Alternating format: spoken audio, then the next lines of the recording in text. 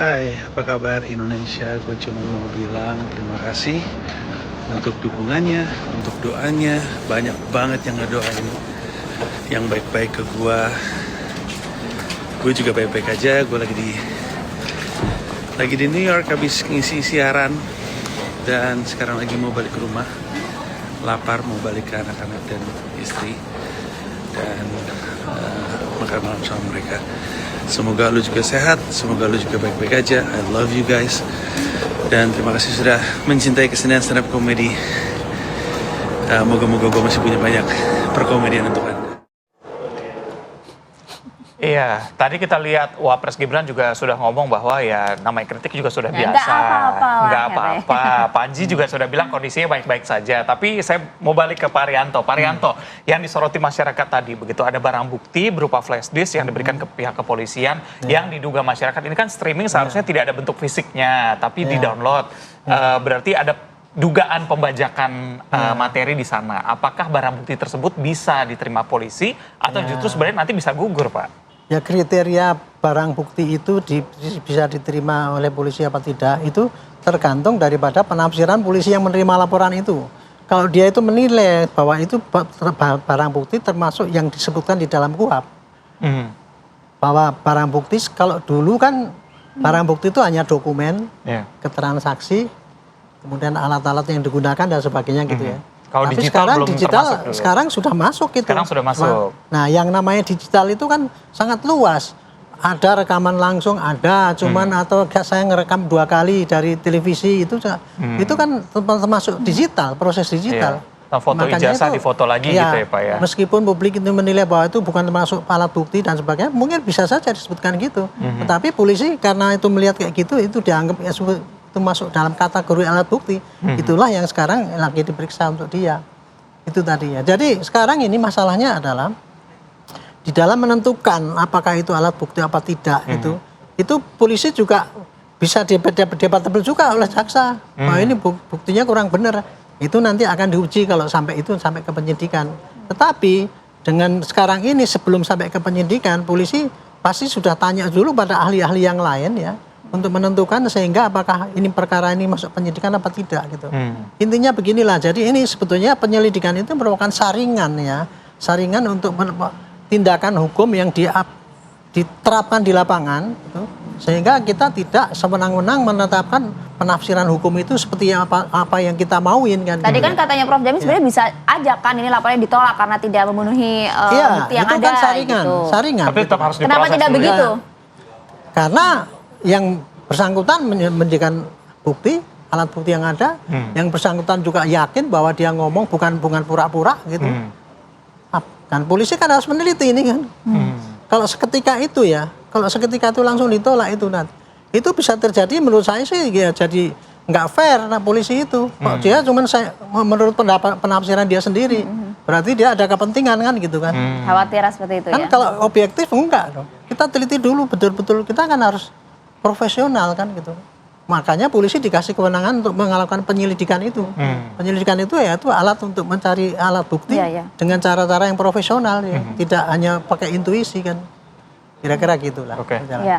Karena kan banyak kekhawatiran gitu ya di publik, kita tahu betul juga banyak juga gitu ya para stand up komedian lainnya gitu yang sering membuat video-video pendek gitu ya di media sosial, memberikan kritiknya terhadap sosial, terhadap kebijakan pemerintah begitu melalui stand up komedi begitu ya, lawakan mereka gitu. Nah, apakah ini juga kemudian nanti terancam? Jadi bagaimana sebenarnya hukum bisa memandang begitu ya unsur-unsur semacam ini seperti kemudian kritik dan juga satir di era demokrasi saat ini dengan adanya KUHP yang baru, Prof. Jamin? Sebenarnya saya mau jelasin dikit tentang rekaman tadi ya, yang diambil streaming tadi. Jadi begini, bukti itu pertama harus otentik. Jadi bukti nggak boleh bukti yang tidak otentik ya. Otentik itu bisa didasarkan kepada dia download dari suatu live streaming, tetapi dia berbayar. Jangan dia download dari tidak berbayar, begitu ya. Nah, dia harus kan berbayar. Karena dia sudah dapat license ya. Baru nanti diklarifikasi dari pemilik aslinya. Harus diklarifikasi. Nggak boleh cuma download aja, tapi kan bisa direkayasa hasil daripada downloadnya kan. Jadi harus ada ahli yang memastikan apa yang ada di live streaming dengan apa yang di-download itu adalah benar. Itu harus autentik gitu ya. Yang kedua, harus didasarkan dari perbuatan yang tidak melawan hukum. Ya nggak boleh dari bajakan itu nggak boleh, itu kan perbuatan melawan hukum. Buktinya tidak sah. Kenapa? Diambil dari perbuatan melawan hukum. Berarti bisa aja nanti gugur barang bukti tadi. Gugur nggak boleh. Setiap bukti harus didapat dari perbuatan yang tidak melawan hukum. Kalau melawan hukum tidak sah. Oke, kembali yang tadi. Sekali lagi saya katakan, ya, kenapa negara-negara berkembang maju itu bisa filmnya bisa bagus, ya, movie-nya bisa bagus, selalu dramanya bisa bagus, musiknya bisa bagus, karena diberikan kesempatan untuk berekspresi. Jadi inovasi itu muncul karena apa? Karena kritik. Inovasi itu bisa muncul karena kritik loh. Jadi dia mempunyai semangat untuk membuat suatu inovasi yang kreatif begitu. Tapi kalau Anda tekan terus, kita negara ini tekan terus panggung seni, panggung drama, panggung film, padahal mereka ingin mengekspresikan, tidak akan ada negara maju di bidang entertainment, itu nggak akan maju, ya. Justru diberikan kesempatan ya bagi mereka. Tapi kalau ada kritik atau yang mengancam gitu ya, mengancam pemerintah, menghasut pemerintah untuk menjatuhkan pemerintah sah. Nah, itu ada pasalnya, itu bisa sepanjang bisa memang ada alat bukti, ya.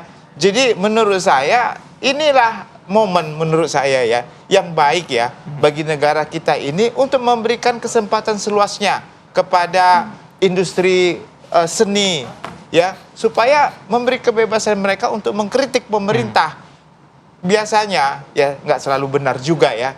Kalau kita takut dikritik berarti kita salah, ya. Jangan kita matikan orang mengkritik untuk menyatakan kita benar. Iya. Justru hidupkan kritik, perbaiki diri kita. Karena kemarin kita juga sempat berbincang ya bersama dengan politikus sekaligus juga pelawak juga, ada Bang Miing gitu ya. Ada juga kemudian Habibur Rahman Komisi 3 juga sudah menyampaikan bahwa tidak ada unsur pidana sebenarnya dalam apa yang disampaikan Panji dalam mens rea itu gitu, Prof. Apakah itu sudah cukup jelas untuk kemudian polisi bisa menentukan kesimpulan nanti? Iya, Abu Rahman kan bukan penyidik, dia bukan penyidik, dia anggota. Jadi jangan campuri urusan legislasi ke urusan kan bagian hukum, aparat penegak hukum. Tapi kan dia bukan aparat penegak hukum. Biarlah penegak hukum yang berjalan. Ya kita sebagai legislator ya diserahkan aja lah ya. Nanti tapi saya yakin dari saya selaku pengamat pidana melihat ini nggak ada satupun unsur pidana ya terkait dengan ini. Walaupun secara saya lihat dari konteksnya nggak ngelihat bukti langsung, ini menurut saya harus diberikan apresiasi justru. Ya mudah-mudahan Pak Prabowo panggil dia untuk bisa ke istana juga ya, untuk memberikan ekspresinya. Ya itu suatu hal yang bagus saya kira. Begitu. Baik, Prof, yang jadi perhatian publik juga adalah apakah KUHP dan juga KUHP yang baru ini justru nanti akan memberikan ruang batasan bagi baik itu seniman ataupun masyarakat memberikan kritik terhadap pemerintah, atau justru ini lebih terbuka nantinya? Kalau saya lihat kalau untuk kasus seni, karikatur, penelitian ilmiah, ya itu diberi kebebasan untuk melakukan inovasi, ya. Tapi kalau contohnya demo, ya, yang mengganggu ketertiban di masyarakat, ya, dan keamanan, itu ada batasan-batasan yang sangat strict. Tapi memang sampai sekarang belum ada batasan yang cukup jelas terkait kritik dan penistaan atau penghinaan. Belum ada. Itu digantungkan secara subjektif kepada orang pribadinya. Contohnya, tadi kan ada tayangan Pak Wakil Presiden, Pak Gibran, dibilang ngantuk. Kalau ngantuk, menurut Pak Gibran adalah penghinaan terhadap dia, itu bisa jadi pidana. Karena subjektif dia. Dan delik aduan. Dan delik aduan, harus dia yang mengadu begitu. Nggak boleh orang lain begitu. Tapi kalau menurut dia, itu kritik biasa, saya nggak apa-apa. Jadi memang itu kelemahan undang-undang kita. Kenapa penghinaan itu digantungkan kepada orang subjektif, tidak ada kriteria-kriteria yang jelas. Oh, ini klasifikasi penghinaan, oh ini klasifikasi kritik. Tugas beratnya di polisi tuh ya untuk membuktikan nanti bagaimana. Ya itu kan bahaya kalau diserahkan kepada orang nggak ada aturan yang jelas begitu. Ya Pak Ari, tapi bagaimana kalau Anda melihat nih nanti ke depannya seperti apa nih kalau kita kemudian menjadi cenayang gitu ya, apa proses hukum yang akan berjalan nanti seperti apa ini di Polda Metro Jaya? Ya, gini ya. Ini masalahnya sekarang ini jari rame itu kan hanya orang ngomong ya, mengkritik dan sebagainya, seniman dan sebagainya ngomong gitu. Tapi kok kemudian mau dihukum kan gitu, seakan-akan gitu. Ini jangan sampai publik itu mengambil kesimpulan bahwa polisi menjadi alat negara untuk memberangus orang-orang yang menyampaikan kritik. Itu sama sekali bukan di situ posisi polisi. Posisi polisi itu adalah melaksanakan undang-undang. Tadi dikatakan Pak Jamil gini kan, beda antara kritik dengan tidak itu kan nggak jelas itu banget dia, itu tadi. Disinilah makanya menurut hemat saya ini jadi para pemikir pembuat undang-undang itu harus memperjelas lagi, jangan sampai undang-undang itu multi tafsir kan gitu. Tetapi ini sebagai contoh ya bahwa kejadian ini untuk menunjukkan bahwa kebebasan pendapat boleh saja. Cuman caranya itu apabila sampai menyinggung orang lain, entah menyinggung orang lain itu yang bersangkutan kemudian marah, atau kelompoknya yang lain yang merasa tersinggung juga itu kan bisa jadi itu. Inilah yang menjadi makanya itu tindakannya, caranya itu harus diatur dengan undang-undang yang lebih jelas gitu. Ini masuk ini apa masuk ini apa enggak. Kalau sekarang kan masih diserahkan pada polisi suruh ini, polisi nggak bisa memutus sendiri, serahkan pada para ahli kan. Makanya di dalam penyelidikan sementara ini batasan di dalam undang-undang nggak jelas sekali. Polisi akalnya adalah begitu ada kasus gini pasti dia akan panggil ahli ya, untuk menentukan, itu kan fair jadinya kan. Itu kira-kira begitu yang terjadi. Jadi dengan kondisi kayak gini ini para kritikus tidak usah takut untuk menyampaikan apa pendapat. Intinya orang boleh berpendapat apa saja. Hanya yang penting caranya itu usahakan jangan sampai menyinggung orang lain. Itu aja yang kendali dia. Dia kan bisa memperkirakan kalau saya ngomong gini nih kira-kira nanti akan menyinggung orang lain apa enggak gitu. Itulah batasannya. Nah, sekarang ukurannya di lapangan adalah ada orang lain yang tersinggung apa enggak. Nah, ini kan ada orang yang lapor, berarti kan ada yang ngomong gitu. Polisi harus melacak. Kalau tidak ada orang laporan, polisi nggak akan ngapa-ngapain. Tapi harus cepat juga nih ya, karena kan prosesnya itulah, kan jadi di ini masih tantangan bagi publik ya, polisi itu dengan lihat kasus yang kemarin tuh lama banget, nggak rambung-rambung itu. Makanya kalau ini tolong penyelidikannya nggak sampai lebih dari 1 bulan. Nah itu supaya ada kepastian, cepet-cepet gitu. Jangan sampai nanti gini, saya klarifikasi sama Pak Panji masih di Amerika ya, kita tunggu dari Amerika, itu nggak benar. Kan dia bisa telepon kan, tanya Pak gini, yang penting dia sudah usaha untuk klarifikasi. Termasuk Pak Anwar Abbas yang menyampaikan pernyataan itu ya. Kalau nggak bisa diundang ya ditelepon aja Pak, apakah benar Bapak gini, direkod gitu. Sehingga nggak sampai 1 bulan bisa jelas ini apakah polisi itu menyidik apa tidak gitu. Kira-kira gitulah. Semoga jadi kita ada yang nonton lah ini ya PMJ ya. Iya. Jadi jangan kita sampai capek-capek kita berdiri di sini, tapi kemudian pelaksanaannya nggak seperti yang kita harapkan masyarakat kan. Tapi juga nggak bisa juga polisi langsung ujuk-ujuk langsung gini karena tekanan masyarakat. Polisi nggak bisa didikte dengan ketekanan publik sekarang ini.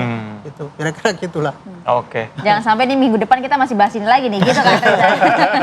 Semoga titik terangnya segera terlihat begitu ya. Pak Rianto terima kasih, Prof Jamin juga terima kasih Prof. Harapannya memang tidak mengganggu lagi kinerja baik itu kritik dalam bentuk seni maupun bentuk lainnya. Sekali lagi harus dibedakan yang mana kritik, yang mana menyinggung orang tersebut ya. Karena yang mengganggu tuh justru akhir-akhir ini nih adalah tingginya curah hujan ya kan, gitu kan. Dan juga yang kemarin sempat turun selama 1 hari penuh sejak dini hari di wilayah Tangerang terutama dan juga sekitarnya, tentu mengakibatkan banjir yang merendam ruas tol Sediatmo arah Bandara Internasional Soekarno-Hatta. Sesaat lagi kami hadirkan informasi untuk Anda.